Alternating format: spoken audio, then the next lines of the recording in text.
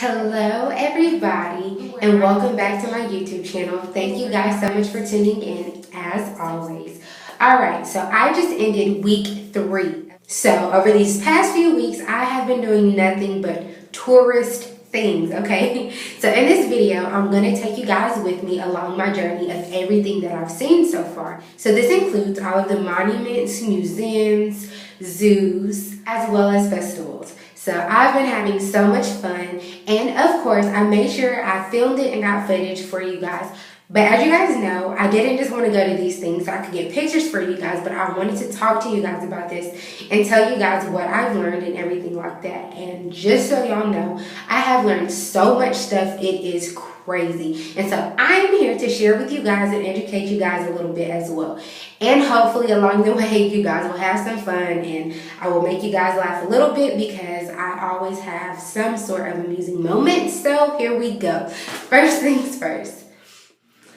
Alright, so first on my list, some of the first things that I did was I visited all of the monuments, alright? So I made sure I went to go see the Washington Monument, which is the big one that looks somewhat like a pencil, alright? I did that. I went to go look at the Lincoln Monument, and for all of you guys that are wondering, you will see it in my clips as well. I did a live shot of this. It is even bigger than what you expect. Like, the history books do it no justice. It is definitely bigger than what you think it is, especially when you get up close.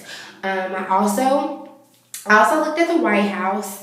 I don't really have the best picture of the White House because hopefully I will be going back for another reason, and we will be discussing that later.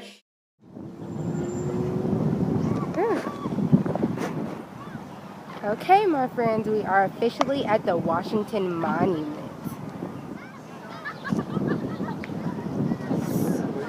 Okay, so I am in the spot where MLK gave his most infamous speech ever, the I Have a Dream speech.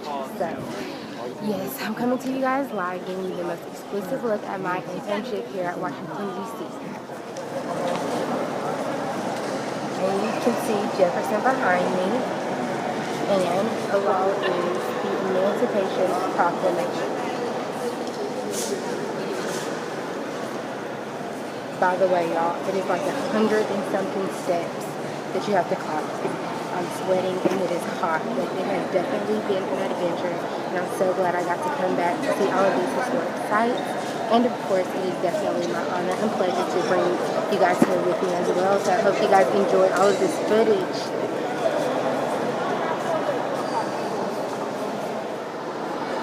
And behind me we have the Gettysburg Address.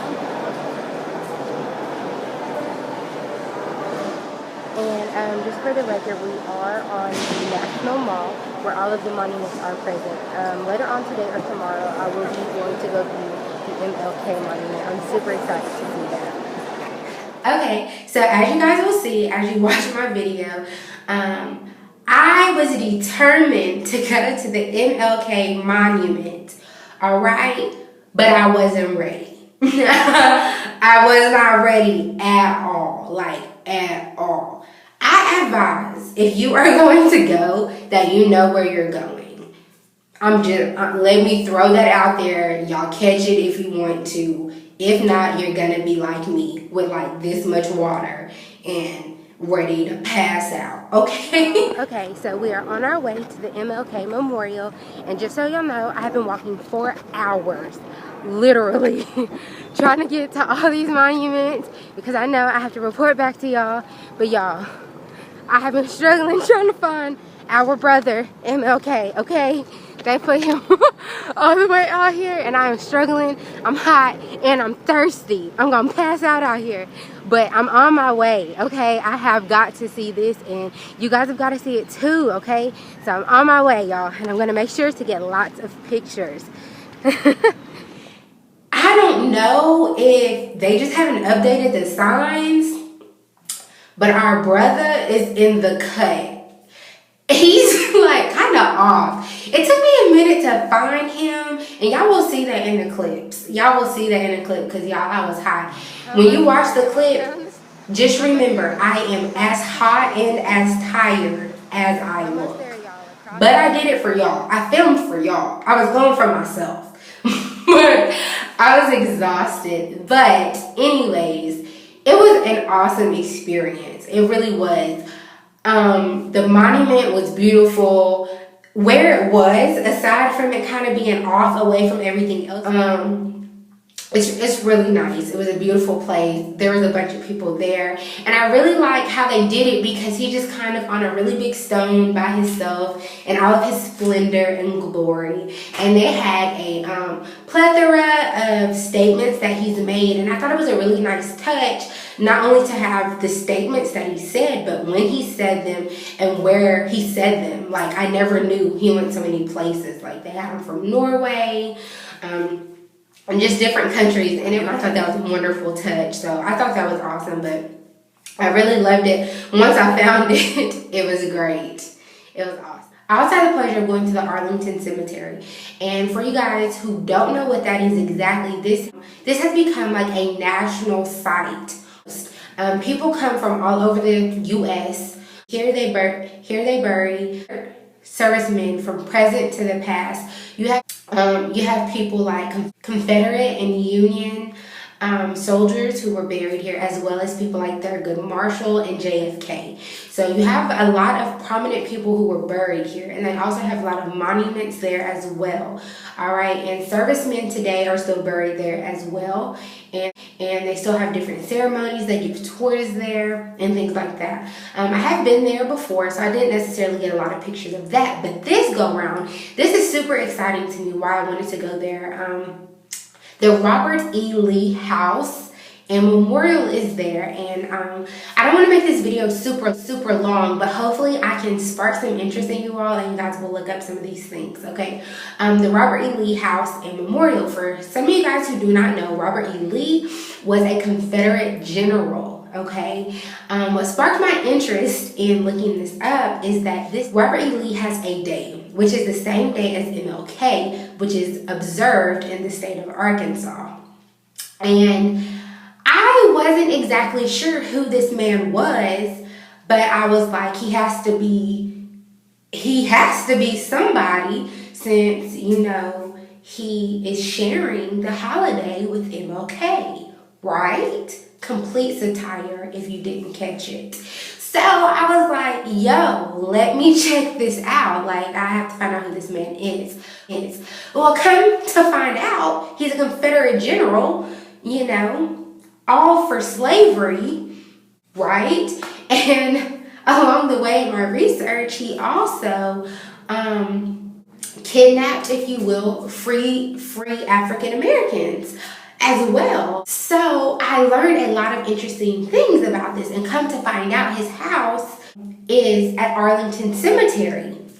So I had to go visit it, but it gets so much better. Not only interesting, the slave quarters are still there as well and intact. And so I had the opportunity of taking a tour of his home and the slave quarters. And also in this home were the descendants of President Washington and his wife, Martha Washington. So their grandkids, well, I guess I should say Martha Washington's children and her grandkids. Fun fact, George Washington has no biological children. Bet you didn't know that. Me neither, y'all. Stuff they do not put in your history books, okay? He was actually married into their family, and I just thought this was extremely interesting. And I come to find out, people think he is somewhat responsible for the freedom of slaves, and that he was for this. But another fact that I found out was his slaves were only freed 2 days. Y'all, 48 hours, if you will, that's it, before the Emancipation Proclamation was even signed. Let that sink in. Anyways, we're not gonna go there. But another fun fact, and I will get off of this, is that this home was pretty much seized and taken over by the United States government when they started implementing this grave site, which is now the Arlington Cemetery, but graves of fallen soldiers around his home. Right? And so he decided to sue the government, which of course didn't work, but they did offer him $150,000 to pretty much pay him off, which I thought that was pretty comical, I guess, since, the whole slavery tidbit, and then your house got seized for graves. Also, along my journey in DC, I had the opportunity of going to the zoo. Y'all, I don't know what it is with my family and the zoo, but everywhere we go to the zoo, okay? And so I had a wonderful time at the zoo. It's extremely hot at the zoo, but I thought it was great. I had the opportunity of seeing a little seal show. He was doing little flips, turning over, doing whatever it is that he does. I thought it was really cool that they had a lot of inside exhibits because it was extremely hot. So, yes, the National Zoo was great. It was wonderful. It wasn't too big, so I walked it in a few hours. I'm really sad. I thought I had footage of the turtles swimming. That just made my day when the turtles was swimming. I really wanted to show you that because it was a bunch of baby turtles. But it wasn't. I didn't capture that moment for you guys.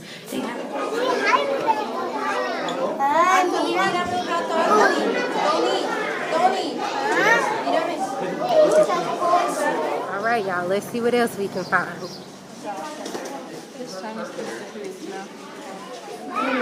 No, you're fine. It's pretty much our time at the zoo, so I'm heading out. Okay, so also, I had the opportunity of going to Truckaroo, which is somewhat a part of the DC-wide jazz festival. And so what I learned was they have this week-long jazz festival, and it's all over like the DC area. And you can just go to different neighborhoods and different spots to hear jazz music. So Truckaroo was an experience to say the least. Great, classic, okay? So everybody was hyping up all of these food trucks, just like you see on the street, literally. And I was like, okay, y'all, don't nobody care about no food trucks. But it was awesome because all of the food trucks were like custom made, like any color, any design, and each food truck had some kind of specialty food. So you had ice cream food trucks, you had cheesecake food trucks, Korean food trucks, Chinese barbecue food trucks. I don't know, I was nervous about that, so I just had a traditional barbecue food truck. Anything you wanted, they had, like Vietnamese, like everything. It was great. There was over like 25 to 30 food trucks, and it was wonderful. They had live music, they had drinks, just anything, and I thought it was great. It was packed out. There was so many people. It was a good time. It was at night. It was wonderful. I really enjoyed that. So I had the opportunity of doing that as well. Okay, so the first museum I really want to touch on is the African Art Museum. All right, so at the African Art Museum, I was limited on the pictures just because they only let you take pictures in certain areas of the museum. And so I wanted to be respectful and not go to jail. More so, I didn't want to go to jail, so I was very limited on the pictures I took, but I will also show those during this clip. But, okay, the museum itself is somewhat based off of a book, and it is called The Divine Comedy is the name of this book. And it has 3 themes, which is heaven, hell, and the purgatory. And they're all themed differently. And if you haven't read the book, it doesn't necessarily make sense, but each floor has different kind of things going on, like heaven, somewhat self-explanatory. It's more lightly colored and, in a sense, more pleasant to look at, I guess you could say. And then hell is more dark and dim. And then the purgatory is more in between. All right, so I will show you guys pictures of that. But some things that stood out to me the most about the African Art Museum was a lot of the major pieces and some of the stories within the art pieces. That was really interesting because a lot of these pieces obviously came from Africa. A lot of them, well, some of them were older pieces and some of them were more modern. But what I loved about these pieces is how beautiful and gorgeous some of these pieces were, and even the artwork, how intricate they were and how detailed they were. And one of the things I actually took a picture of, it was entitled Contact, and it described how one of the common misconceptions about the contact between Africans and Europeans were that the African continent was this isolated or remote place, and that the African people were people who had no artistic ability, or that they were these unskilled people. But this whole gallery like debunks that statement as a whole, because you see that these people are brilliant. Like they needed no help. Like all of their art pieces alone can stand alone. They're brilliant, they're beautiful, they're gorgeous, And so that is something that I really liked and that I loved, because it shows that they're talented, that they're skilled. And so many times, especially when we hear certain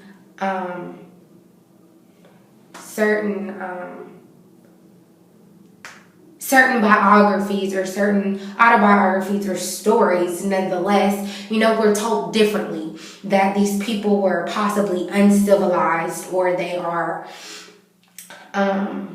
or they needed help or whatever. And that was not the case. And that is something that I love so much in this gallery. And that's why I'm so big on going to museums and things like this, because they tell the story themselves. Even with like all of the art pieces told a story. And it was just wonderful to just see the handiwork of all of these people, although their culture may be different.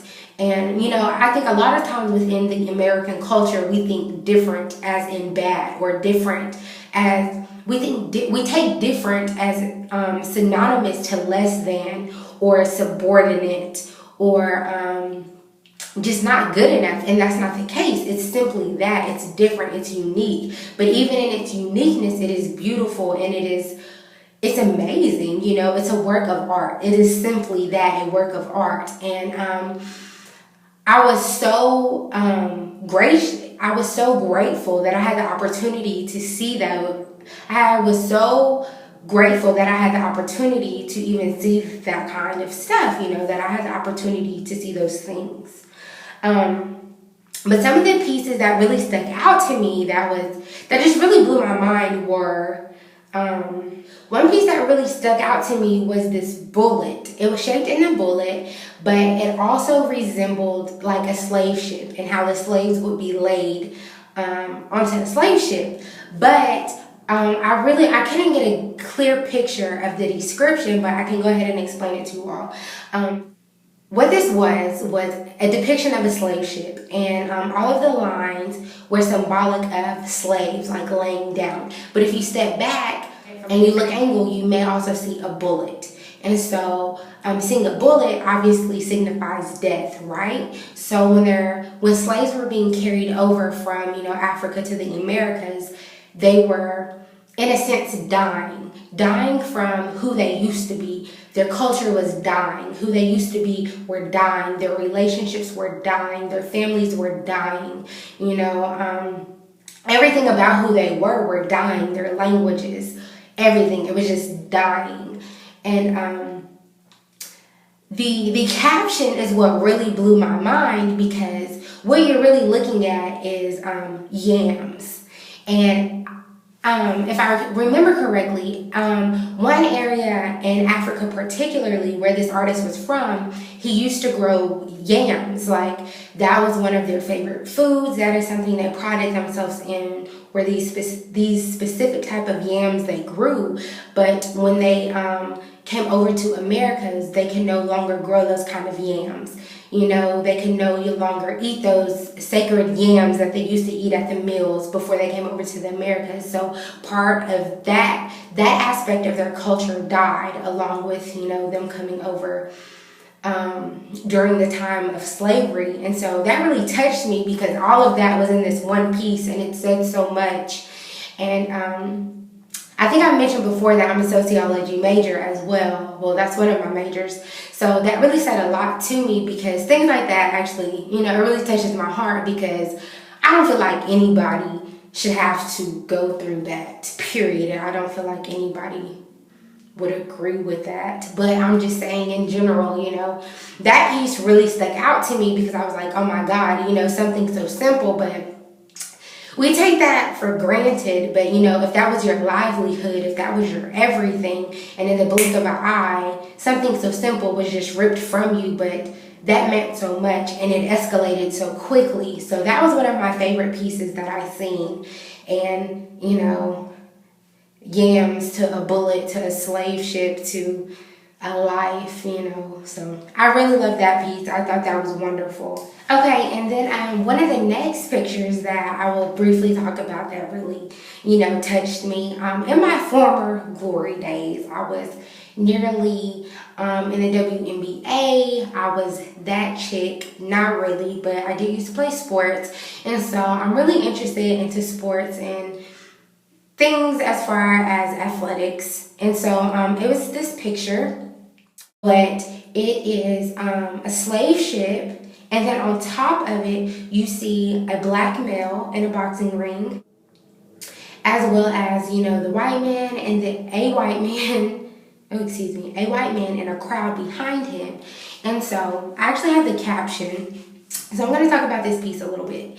And what this picture is depicting is imperialism in the United States. And so how the caption breaks it down is how, pretty much how even today and even prior to slavery, how black men are still exploited today. Before and after slavery, the exploitation is still going on.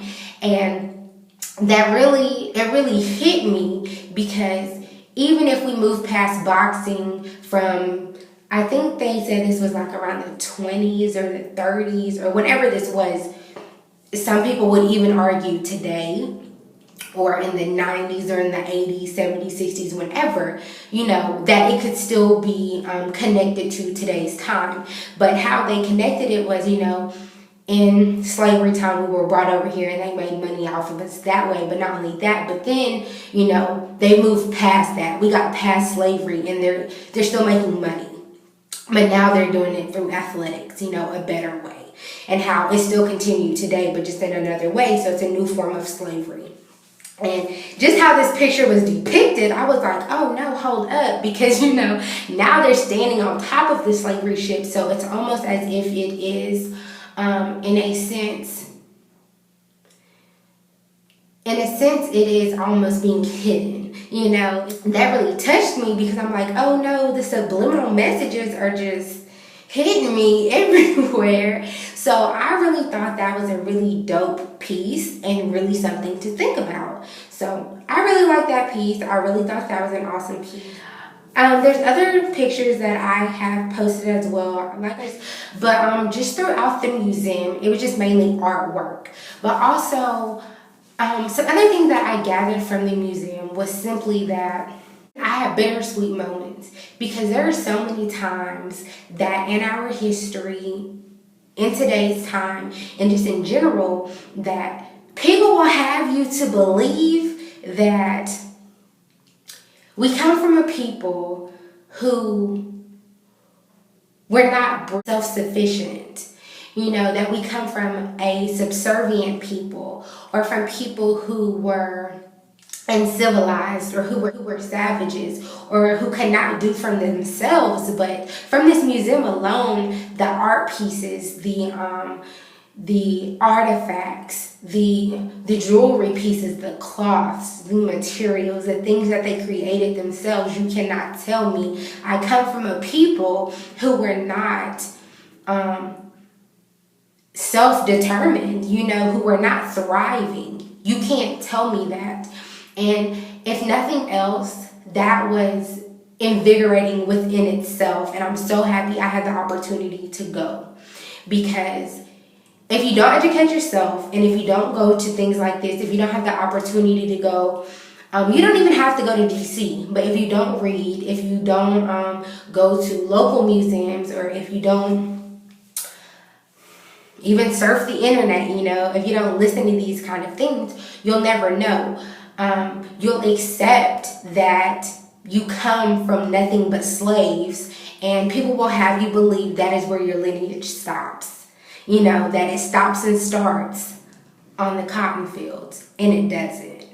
And so, and if it did, those are the most persevering people, known to man, because they made it through, even if that was the truth, but it's not. So that alone was very intriguing and interesting, and I thought the museum was wonderful. It had beautiful art pieces, and even with that alone, simply the art, talented, amazing. I wish I could have captured more pieces, but it was not allowed. But also in the museums, they had paintings, they had cloths, they had artifacts, like I said, jewelry pieces, dresses, they had paintings, they had multimedia, they had videos, lights, they had everything. So that was definitely wonderful and worth it. And also, for future reference, if anybody is going to be traveling to DC anytime soon, the African American Art Museum will be in full effect 2016 next year. Yes, so that's exciting. I wish I was going to be there for that, to take you guys on that tour as well, but I won't be. But you guys know now, so that's exciting. So next on my list was the Native American Museum. And I must say, that was absolutely amazing. I really enjoyed that one just because I'm not necessarily so engulfed in that culture as I am being a Black woman for obvious reasons. But I'm always willing to learn about who I am and where I come from. So let's get into that. Well, to start off, I think it was wonderful because they had a movie. They had a 13-minute movie that just kind of gave you a rundown about Native American cultures. But one thing I guess that I could really start off by talking about this museum is how they used the term Native American, which kind of threw me off in the beginning because I was not aware of how we were going to use this term. They did not necessarily use it anonymously to American Indian.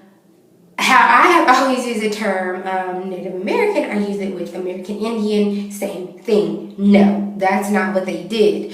They used it for anyone who was pretty much native to where they come from.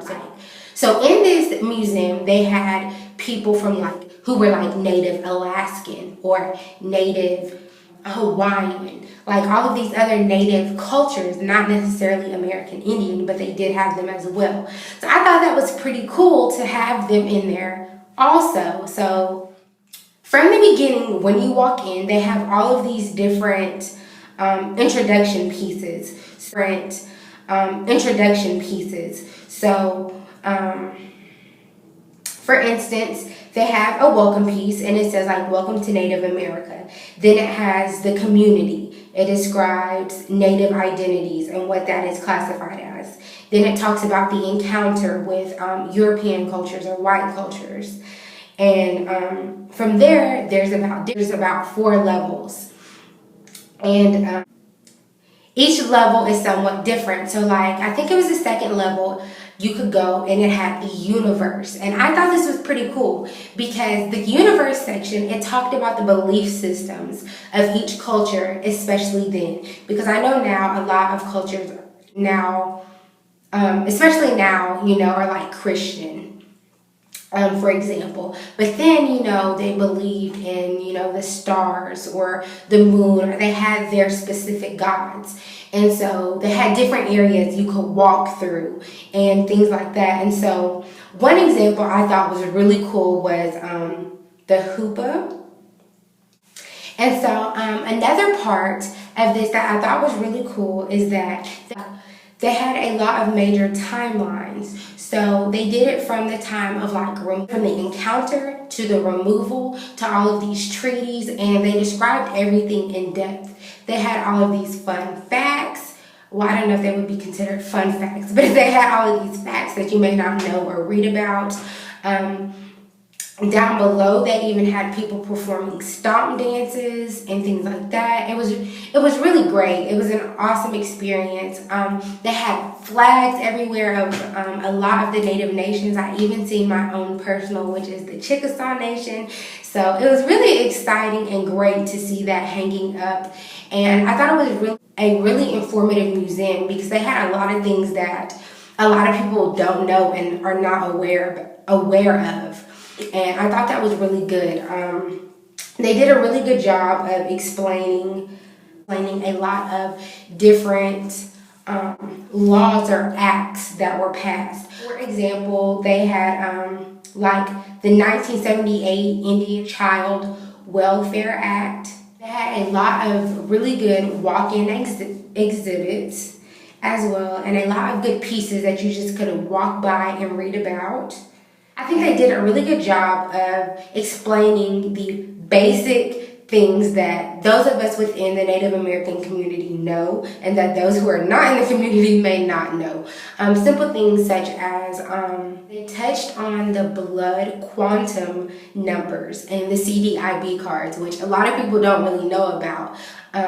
How everybody loves to claim like, oh, my grandma is Indian, but nobody has a card. Like, they really talked about that kind of stuff and how you have to prove it and things like that. So I thought that was a really nice touch to actually talk about. And also, they touched on how Native American tribes function as sovereign governments.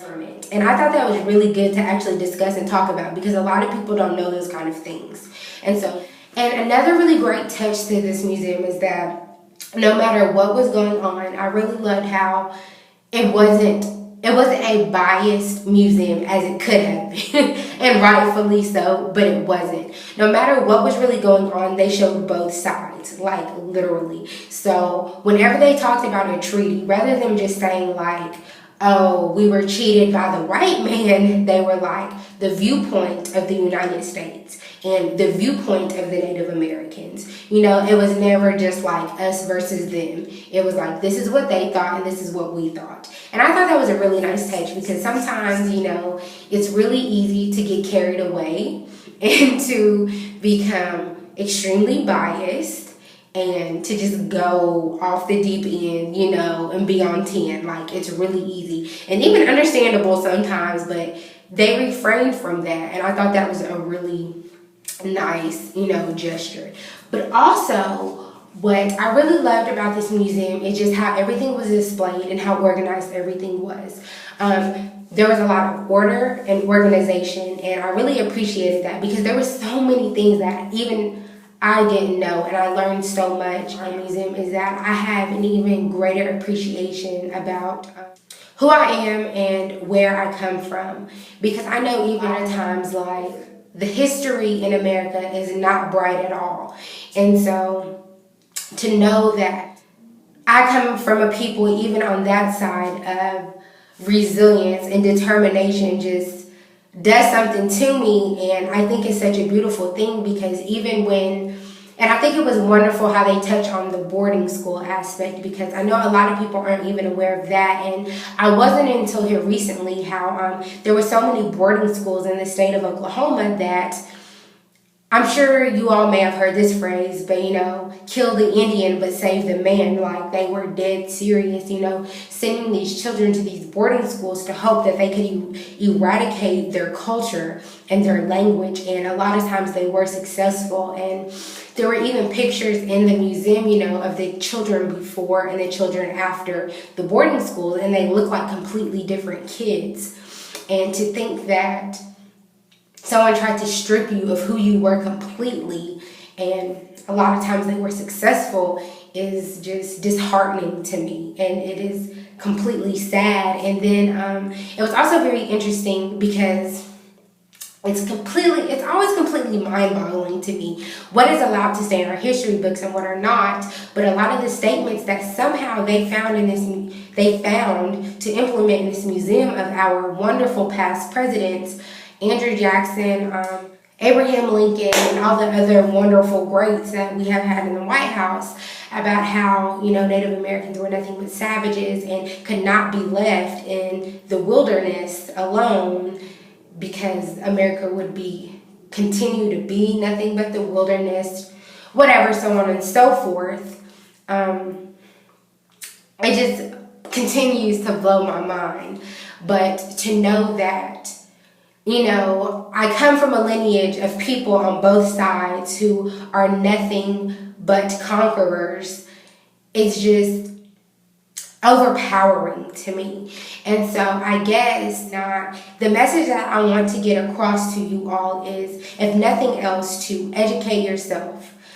Take full advantages of any opportunities that you have to educate yourself.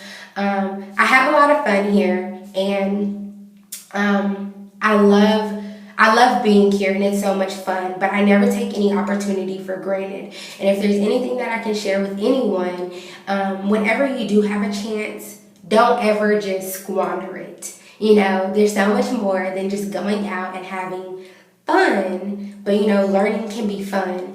And I'm so ecstatic that I have learned everything that I have. And there's so much more I have learned, but we don't have time for this. But I'm sure I will be able to, remember everything, and later bits and pieces of videos later. But I hope that I have educated you all somewhat, and even inspired you to learn more about who you are and possibly where you come from. So if nothing else, I was extremely inspired over these past few weeks to learn a little bit more about who I am and where I come from.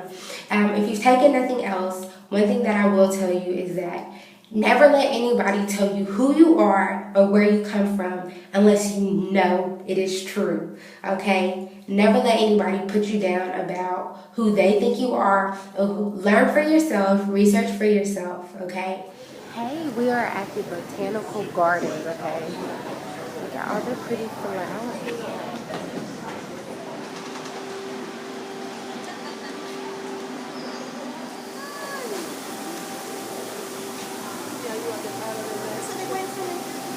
To Hawaii.